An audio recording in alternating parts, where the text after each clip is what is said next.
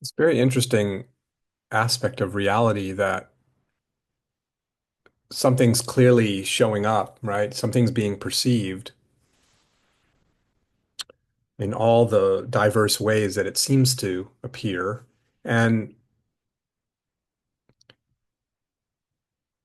it's interesting because I think there's a sort of a understandable kind of logic that arises that, well, if it's being perceived, it's kind of over there and I'm over here perceiving it. So there's that sense of like being distinct from what's being perceived. And this isn't just true of the what we think of as the objective world, of objects, but the subjective world too. Like, oh, if I'm perceiving it, it can't be me, right? I must be more somehow the container of it or the perceiver of it. And that's it's a like all perspectives, it's true in the sense of within that frame of reference, it's true that I'm the perceiver of the walls of my room and the perceiver of you and the perceiver of my subjective states. But I just want to invite you to feel this other way to encounter this reality that is being encountered in this other way, but often not recognized or appreciated, which is you actually are everything that's being perceived. In other words, I could say that the wall's over there, in other words, it's not me. But the actual experience of the wall, in the experience of what I call the wall, there's absolutely no separation, is there? Like the wall is inseparable from me. There's no dividing line whatsoever. But just let yourself kind of relax into that sense of everything that's arising experientially is you. No separation. You don't have to strain to see that. Just relax and notice that you just don't find subject-object distinction, do you? Right now, in your experience, do you find subjects and objects? Do you find you and a world separate from you? Is it really showing up like that experientially, or are you feeling just an undivided? I mean, there's no words really. It's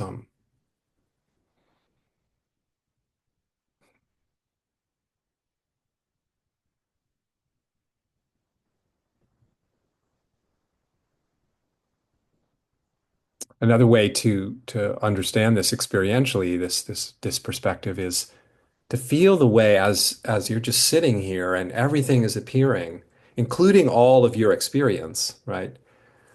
That again, we often feel like we're on the perceiving, receiving end of the experience. And then often as part of that, we feel like, oh my God, it's like something to um, navigate, something to deal with, something potentially to be overwhelmed by and stressed by, right? Like it's happening to me, but it's just happening from this perspective I'm inviting you into right now. It's not happening to anything or anyone. It's just here. It's just here. All of this is just here. Everything that's appearing, feel how all of this is one flow, one appearing, one arising of life. Everything. Everything that's appearing is an expression of life right now. Feel that.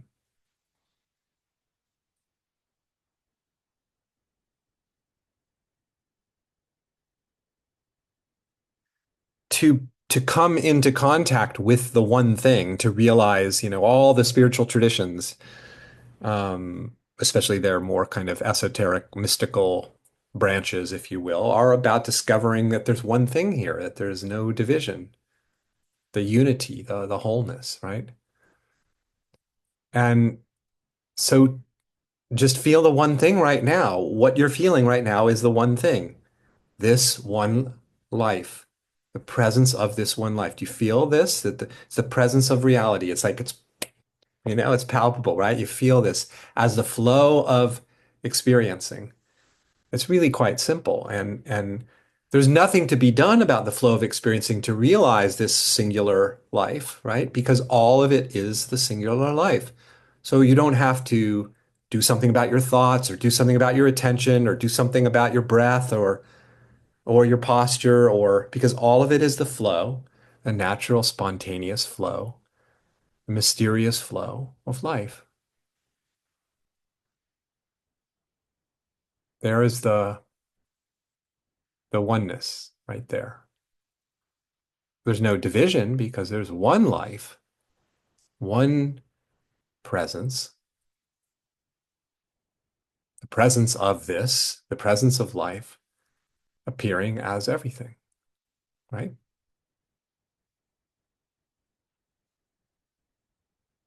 You feel that?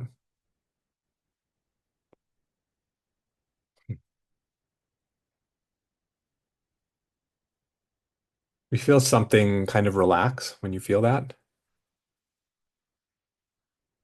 because we search as seekers for the one thing, to this one thing we've read countless spiritual books probably about, right? Um, the divine that is the very essence of everything.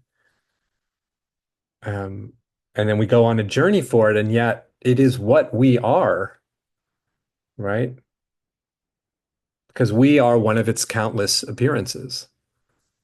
The body is an appearance of this one radiant shining of reality.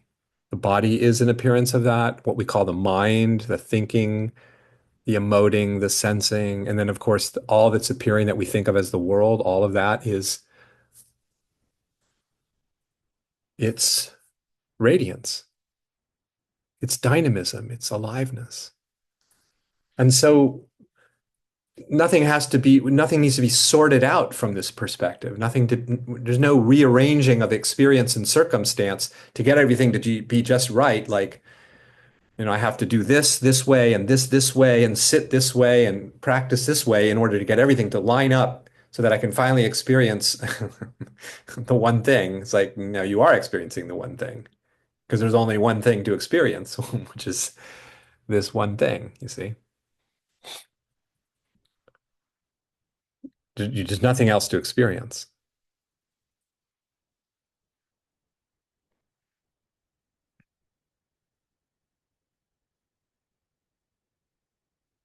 I was reflecting on, um, it just came up a little bit towards the end, I think, of last week's meeting around, I think I was reading this quote of, I think it was with all of you, this quote from Alan Watts. And he was talking about the human search for stability and security. And but when we position ourselves, or reality does this, it's dance of seeming separation. And when there's that experience of seemingly being apart from all this phenomena, it can feel very unstable and very insecure. And like there's all sorts of things I need to sort out and resolve and fix and heal. And there's a place for all of that, of course, within a certain realm of perspective. But um, to feel uh, to feel this one thing that's being everything, that's appearing as everything, and from that vantage, there's no separation whatsoever. Um, we discover this complete security and invulnerability. Why is it complete security? Because we're not in relationship with something. In other words, there's nothing that is not nothing, well, there's no separation. So everything is secure within itself, right? Because there's no things, there's just this. So it's the ultimate security, it's the ultimate um, invulnerability.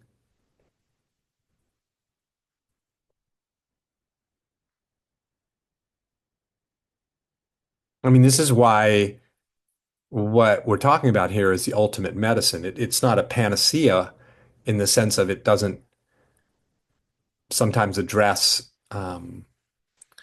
the details in this seemingly complex world of phenomena, right?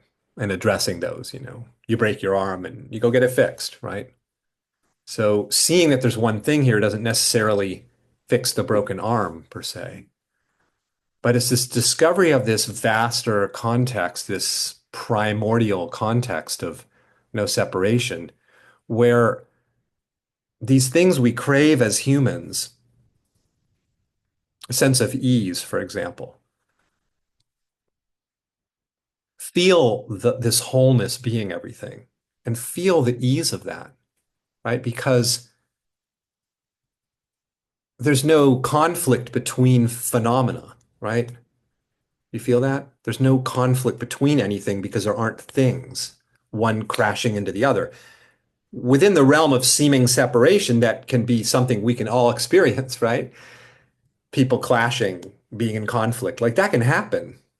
We know that experience. But feeling the way in which, from this other perspective, it's not a denial of the other perspective, it's just discovering another context that, in a sense, holds all the other perspectives. It is this vast, infinite context of inseparability that it's harmony. There's no conflict. It doesn't even have a problem with conflict. You could say conflict and disharmony are one of its ways it can appear and show up. It's part of life, obviously, right? Just as we have dissonance in music, it can arise in relationship and both between people and relationship with phenomena that we encounter as humans, right? Like we get in conflict with a traffic jam, or we get in conflict with what's happening politically, or we get in seeming like disagreement with, I don't know, how the weather is, or disagreement with not enjoying our work, or I mean, it can go on and on and on, where when we're in relationship, this can occur. And again, it's part of reality. But feel how this perspective of one thing being everything, this one life, is not a well, it's the resolution of what ails us in the deepest sense, because it's just pure ease and pure equanimity and pure um, it's feeling the ground of everything and realizing that there's only the ground, and everywhere you go is the ground, and you are the ground. And what does that feel like? It feels like it feels like you're touching the primal root, right, of everything. That you are the primal root of everything. Because everything is the primal root, right? Feel that? It's actually just a simple feeling, as I say all the time, of being itself. It's like it's not any more complicated than that.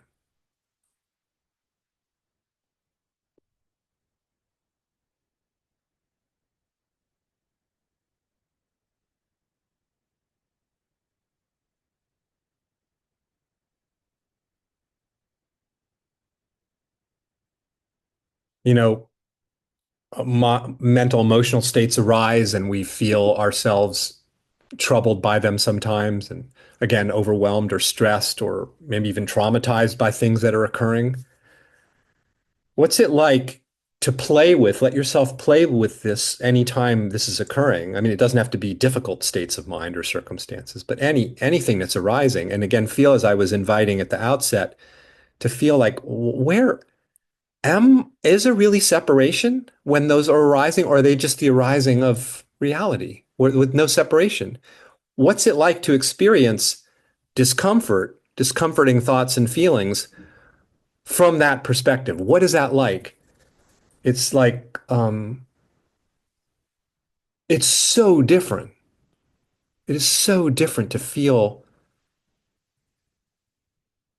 I say this sometimes where it's like the shift from I'm an individual wave, and the circumstances of my life sometimes will feel like bigger, more overwhelming waves that are crashing upon me, and I don't like how that feels, and it feels even threatening to my integrity, to my being, to my existence, to my well-being, right? Like we all know that very well.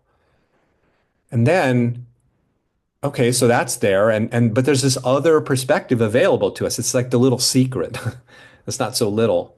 And that little secret is, well, from another perspective, and I mean experiential, I don't mean theoretical perspective. From another experiential perspective of the sea itself, which we can feel right now, the sea of life, of which we are just one emanation, and everything is an arising of that sea of life. Well, then what's it like when something like frustration is arising or heartbreak is arising? These labels we have. It's like it's or even like, the tidal waves of life that can occur. There's no longer, from that vantage, experientially, you're no longer the individual wave navigating other waves. No, you are dissolved as the ocean of existence itself. You are that existence right now. And from that standpoint, you're not a victim of anything. You are that which is expressing everything, the genesis of everything. You see, it flips the whole thing upside down on its head. You're not a victim of life, you're an expression of life. Do you feel the difference? It's like 180 degrees different way to navigate I mean, because we're going to all experience the ups and downs of life, aren't we? That from a human context, like sometimes it goes the way we want it to go, sometimes it goes the complete opposite way we wish it would go, whatever it might be. And that happens, and we all know that, and that's not going to stop happening. It doesn't seem to me. So then what's it like? Like, to surf those waves? Well, the most powerful way is to become the wave that's arising. And then if you are the tidal wave, where is the problem? You see what I'm talking about? Where's the problem when you are the tidal wave rather than being the one crushed by the tidal wave, which it can feel like. Like, don't get me wrong. But then there's just a tidal wave. With no one on the receiving end, which is, from the perspective of the ocean, is very true. There's nothing on the receiving end of the ocean except more ocean. So it's just life spouting in all the ways that it. Is that what oceans do? They spout? No, I think something else spouts, but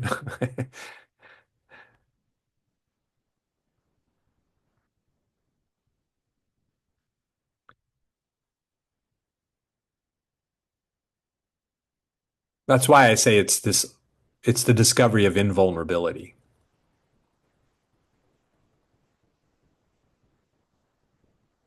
Nothing can harm the ocean of existence because there's nothing outside of it, right?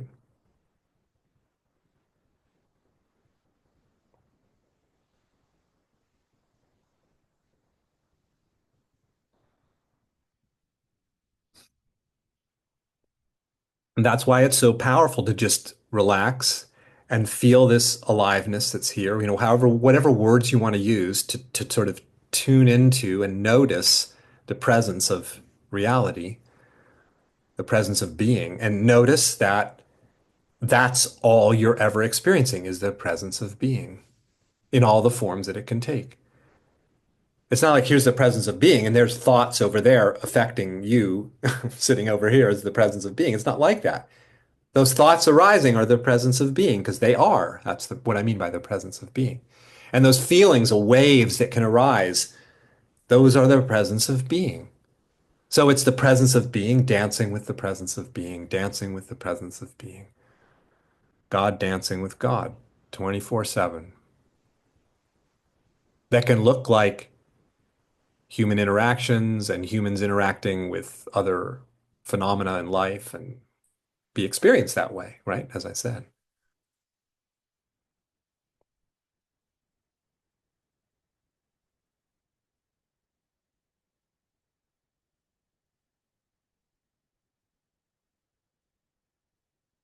It's the medicine of no separation. It's the ultimate medicine.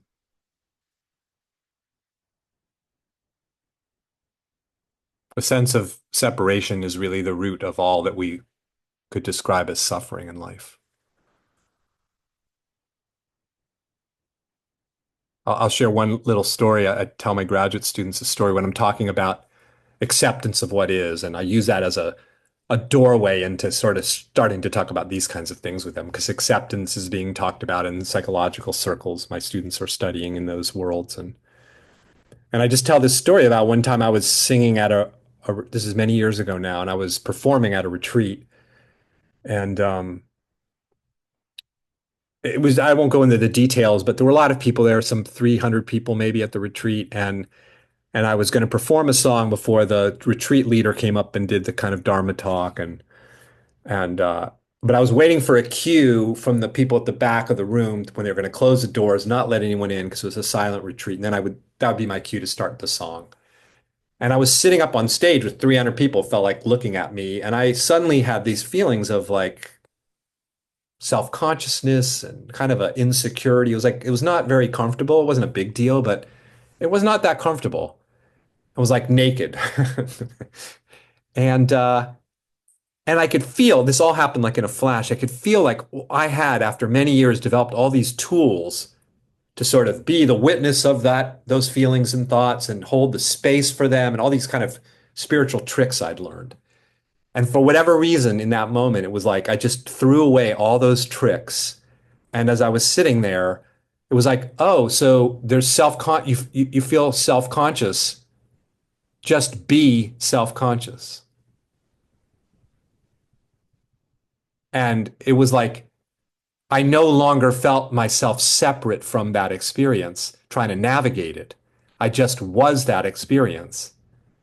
And in an instant, what felt from one perspective to be a problem that I was trying to get away from because it was uncomfortable became complete freedom.